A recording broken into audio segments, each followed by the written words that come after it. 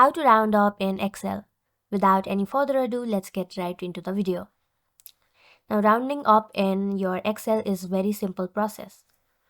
If you start doing it one by one yourself manually, it will be very hard.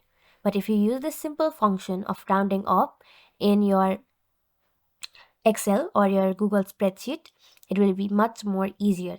You can get the desired value and it will be rounded off up to the decimal point that you want.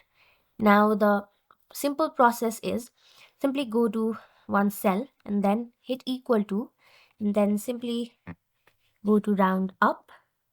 You can also round down as well.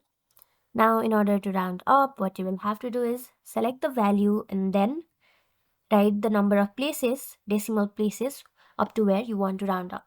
Now here I have total 5 places in my decimal after the decimal point, but I will only round up to the third place, 3, and then hit after closing the bracket, hit enter, and here you can see it is now rounded up.